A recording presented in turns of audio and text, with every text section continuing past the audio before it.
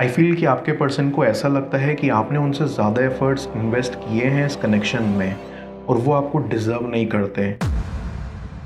Viewer, आप अपने person को विजुलाइज करिए और मैं आपके और आपके पर्सन के लिए कार्ड स्प्रेड करता हूँ।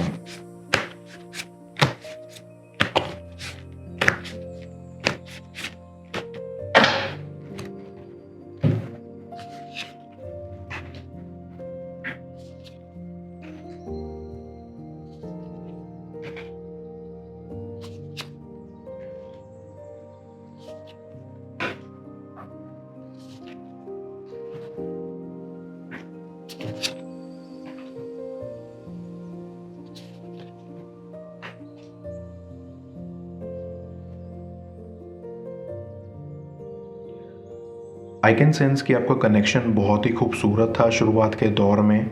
ऐसा भी नहीं था कि सिर्फ आपकी साइड से ही एफर्ट्स इन्वेस्ट होते थे, लेकिन आपके पर्सन की साइड से भी इक्वल एफर्ट्स रहे थे।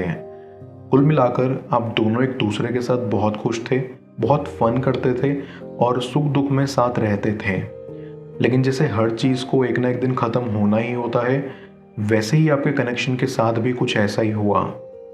आई कैन फील कि आप दोनों की लाइफ में बहुत स्ट्रेस आ गया था, करियर को लेकर, जॉब को लेकर, फैमिली को लेकर, जिस वजह से आप दोनों ही इस कनेक्शन को वक्त नहीं दे पा रहे थे।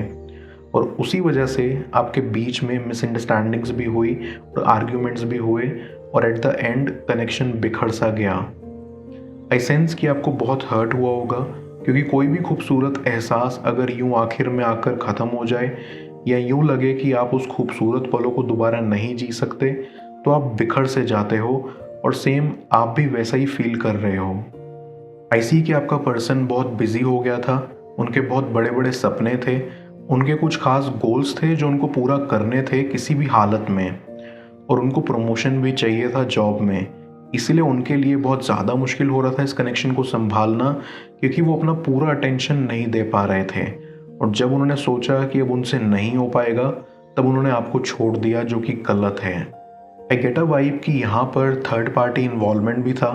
आई फील आपका पर्सन आपको बाद में इग्नोर करने लगा था, क्योंकि उनकी लाइफ में कोई ऐसा आ गया था जो उनके सपनों को लेकर उनको सपोर्ट करने लगा था, या यूं कह लीजिए कोई ऐसा इंसान जो उनके पास उनके गोल्स को पूरा करने के लिए एक आसान भरा रास्ता लेकर आया था, और उसी वजह से वो बहक गए और आपको अवॉइड करने लगे, क्योंकि तब उनके ऊपर सिर्फ खुद का जुनून सवार था।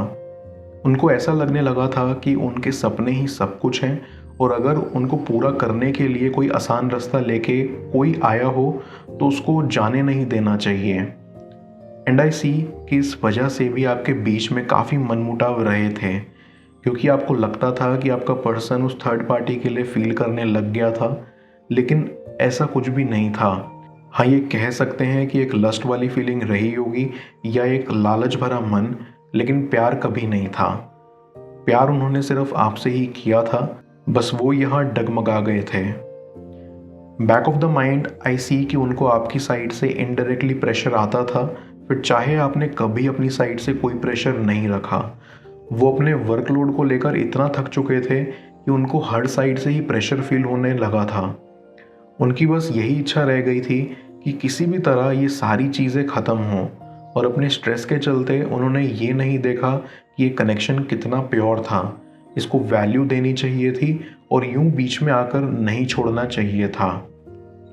कुछ समय आपसे अलग होने के बाद वो डिप्रेशन में भी चले गए थे, क्योंकि असली झटका तो उनको तब लगा था जब उनको एक्चुअल में ये रियलाइज़ हुआ कि आप प्रेशर नहीं थे, आप एक बहुत कीमती सपोर्ट सिस्टम थे जिसकी उन्होंने कदर नहीं करी।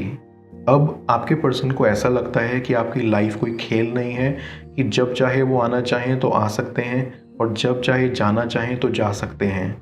उनको ये एहसास होने लगा है कि उन्होंने कितनी बड़ी गलती की है आपके साथ ऐसे बिहेव करके। उनको शर्मिंदगी महसूस होती है कि वो किस तरह आपसे नज़रें मिलाने की हिम्मत जुटा पाएंगे। आई गेट अ वाइब कि आपके पर्सन के सारे फ्रेंड्स आज लाइफ में कामयाब हैं, क्योंकि उन्होंने उनका साथ नहीं छोड़ा जो उनके करीब थे, लेकिन आपके पर्सन ने आपका साथ छोड़ दिया था। अब आपका पर्सन कामयाब तो नहीं है, लेकिन दुखी बहुत है। जब कभी उनके दोस्त आपके बारे में उनसे पूछते हैं तो उनके पास कोई जवाब नहीं होता देने को। अपने दोस्तों को देखकर उनको और गहरी चोट पहुंचती है और ये सबक भी सीखने को मिलता है कि हमें कभी भी उसका साथ नहीं छोड़ना चाहिए जिसने हमारा नहीं छोड़ा। कहीं ना कहीं आई फील कि ये उनके कर्मों की सज़ा है और वो भुगत भी रहे हैं। अब आपका पर्सन आपसे बात करना चाहता है, उनको ये लगता है कि सिर्फ आप उनकी मदद कर सकते हैं उनको कामयाब करने में, क्योंकि आप काफ़ी इंटेलिजेंट हैं और अंदर ही अंदर आपका पर्सन इतना फ्रस्ट्रेटेड हो चुका है अपने आप से, अपने बिहेवियर से, कि आज उनकी फैमिली भी उनके साथ नहीं है बिकॉज आपके पर्सन ने उनको कभी भी टाइम नहीं दिया। अब ना तो उनके पास कोई ऐसा इंसान है जिससे वो दिल की बात कर पाएँ और ना ही कोई ऐसा जिसकी वो सुन पाएँ। इसलिए वो चाहते हैं कि आपसे दोबारा मुलाकात हो और ये कनेक्शन इम्प्रूव हो। डीप डाउन आई फील कि आपको बहुत हर्ट हुआ है आपके पर्सन से, आपको बहुत उम्मीद थी कि ये कनेक्शन हमेशा के लिए रहेगा और आपका पर्सन आपको कभी बीच में छोड़ के नहीं जाएगा। लेकिन क्योंकि सच्चा प्यार कभी मरता नहीं है, इसलिए आप आज भी उनके लिए फील करते हो और उनका अच्छा ही चाहते हो। बस आपकी ये ख्वाहिश है कि उनको अपनी गलतियों का एहसास हो और आपकी कमी महसूस हो, जो उन्हें डेफिनेटली हो रही है। मैं कार्ड्स को क्लैरिफाई करता हूँ, तब तक आप प्रॉपर एनर्जी एक्सचेंज के लिए इस रीडिंग को लाइक कर दें और पर्सनल रीडिंग के लिए आप मुझे ऊपर दिख रहे व्हाट्सएप नंबर पर अप्रोच कर सकते हैं।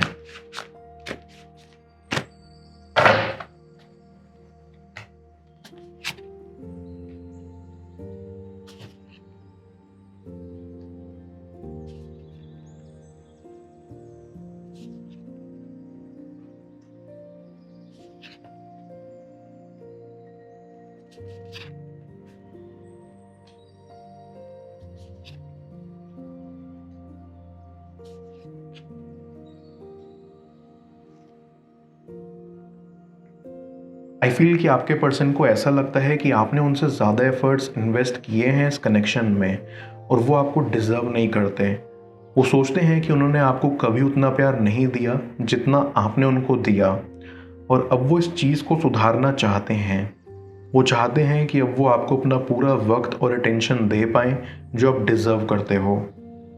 आई कैन सेंस कि आप भी उनको एक दूसरा मौका देना चाहते हैं और ये बहुत अच्छा साबित होगा आपके लिए, क्योंकि आपको एक क्लैरिटी मिलेगी इस सिचुएशन को लेकर।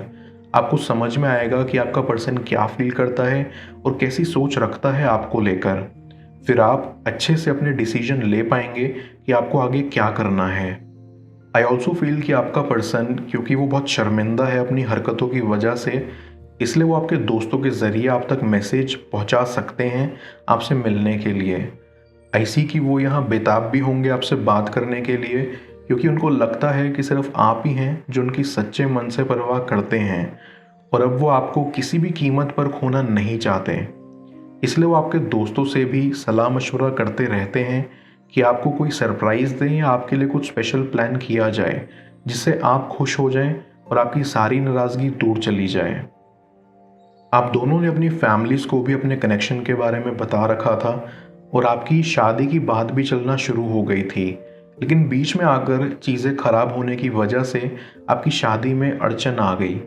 इसीलिए भी आप दोनों के ऊपर प्रेशर था कि फैमिलीज़ को कैसे डील करेंगे और अब आप दोनों के परिवार चाहते हैं कि आपका रिश्ता एक बार फिर बंध जाए और अब इस बार ऐसा बंधे कि दोबारा टूटे ही ना कभी। ऐसी कि आपके पर्सन को लगने लगा था कि आपको एक स्टेबल पार्टनर चाहिए और इसीलिए वो स्टेबिलिटी पर काम करने लग गए थे। लेकिन आप तो हमेशा से उन्हीं को पसंद करते थे जैसे वो थे। आपने कभी भी उनको बदलने को नहीं कहा, लेकिन कहीं ना कहीं उन्होंने अपने दिमाग में ये विचारधारा बना ली थी कि आप उनके साथ नहीं रहेंगे फ्यूचर में जब तक वो कामयाब नहीं हो जाते। इसीलिए भी उन्होंने सोचा कि अपने काम पर ध्यान दिया जाए। हालांकि उनका ये विचार गलत था। उनको आपको यूं बीच में नहीं छोड़ना चाहिए था, क्योंकि आपने तो हमेशा उनको सपोर्ट ही करा है, फिर चाहे सिचुएशन कैसी भी रही हो, बिना किसी उम्मीद के। बट आई बिलीव कि आने वाले दिन आपके लिए बेहद ही खास होने वाले हैं, क्योंकि जिस दिन का आपको इंतज़ार था वो आने वाला है। आपकी ज़िंदगी खुशियों से भरने वाली है, आपकी सारी परेशानियां चली जाएंगी। आपका पर्सन आपसे वो सब कह पाएगा जो वो कहना चाहता है और जल्दी आप दोनों के बीच सब कुछ ठीक हो जाएगा। मैं ओरेकल ऑफ द फेरीज की मदद से यूनिवर्स से आपके लिए एडवाइस पूछूंगा। देखते हैं यूनिवर्स आज आपको क्या एडवाइस करना चाह रहा है।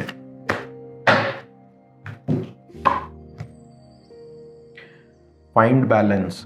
ये फेरी आपको गाइड करना चाहती है कि आपको अपने काम, रिलेशनशिप्स, खुद के लिए प्ले टाइम, इन सब के बीच एक बैलेंस फाइंड करने की ज़रूरत है एंड उस पर आपको काम करना चाहिए।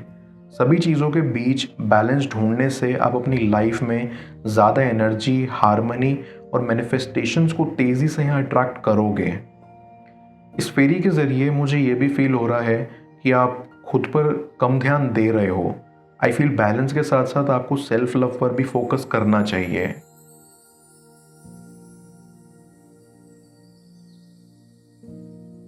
किस तरह उनके दिमाग पर आपके प्यार का भूत सवार होगा, जाने स्क्रीन पर शो हो रही इस अगली टैरो रीडिंग में। पेड पर्सनल रीडिंग के लिए आप मुझे ऊपर दिख रहे व्हाट्सएप नंबर पर अप्रोच कर सकते हैं। मैं मिलता हूं आपसे दोबारा अगली टैरो रीडिंग में। Till then, bless you.